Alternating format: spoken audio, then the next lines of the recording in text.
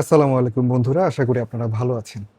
আজকে আমরা আলোচনা করব রিসেন্টলি ইরান এবং যুক্তরাষ্ট্রের মধ্যে যুদ্ধ হই হই করেও যেটা হলো না।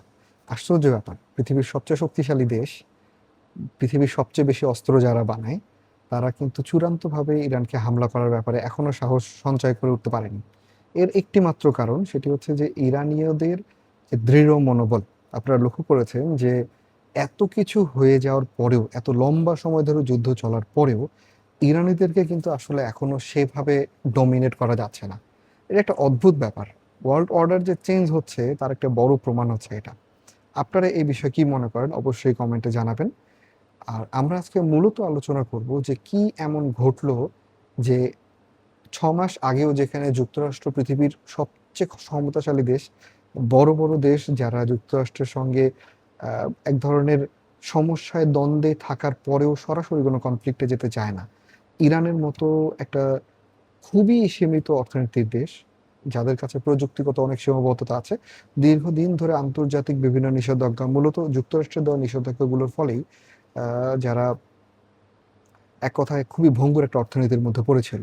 কি এমন ঘটলো যে তারা নিজেদেরকে এরকম বলিয়ান এবং শক্তিশালী হিসেবে রূপান্তর করতে পারলো?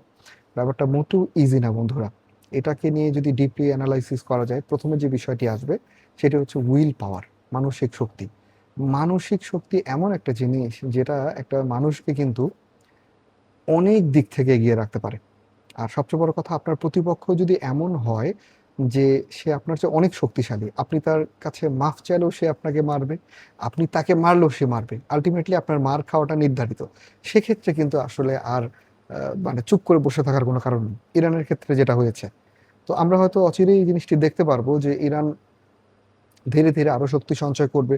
অলরেডি হরমুজ প্রণালী দীর্ঘদিন ধরে তারা নিয়ন্ত্রণ করছে। আমার মনে হয় না যুক্তরাষ্ট্র অথবা তার যে অ্যালাই যারা আছে ওখানে মিডল ইস্টে, তারা সম্মিলিতভাবেও এই যে হরমুজ, এটাকে ইরানের কাছ থেকে বের করে নিয়ে আসতে পারবে।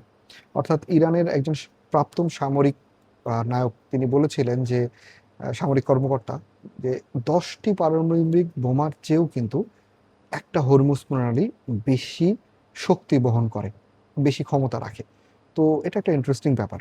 আর বর্তমানে 2026 সালের এই পর্যায়ে এসে অন্য কোনো দেশ আরেক দেশের উপর পারমাণবিক হামলা করবে, এটা প্র্যাকটিক্যাল না। এটা হয় না।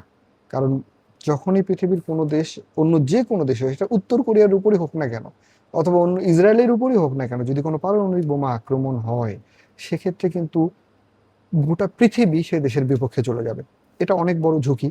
যুক্তরাষ্ট্রের মতো একটা দেশ এই ধরনের ঝুঁকি নেবে না। আর সেকেন্ডলি হচ্ছে, ইরান এত বড় দেশ, এত ব্যাপুল পরিমাণ তার আয়তন, পাহাড়ি অঞ্চল, সবকিছু তাকে যেরকম অ্যাডভান্টেজ দিচ্ছে, এটা আনবিলিভেবল।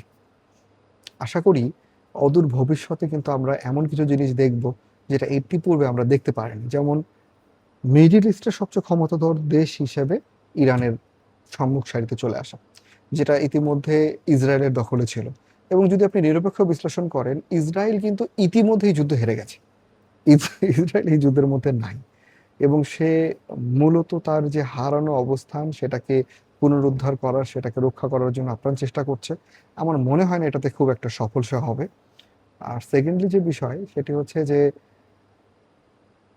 ইরান কিন্তু দেখিয়ে দিচ্ছে পৃথিবীতে অন্যান্য দেশ যারা আছে তাদের সামরিক সক্ষমতা কম, তারা কিভাবে তাদের সীমিত রিসোর্স ব্যবহার করে প্রযুক্তিগত উৎকর্ষতা অর্জন করতে পারে, এবং যে এই ধরনের অসম যুদ্ধে শুধু টিকে থাকাই নয়, নিজেকে বলিষ্ঠভাবে রাখা এবং জেতা, জিততে পারার যে ব্যাপার, এই সাহসটুকু সে গোটা পৃথিবীর জন্য একটা মেসেজ আকারে দিচ্ছে। অদূর ভবিষ্যতে হয়তো আমরা দেখব যে আমেরিকান হেজেমনি আর থাকছে না। ধন্যবাদ।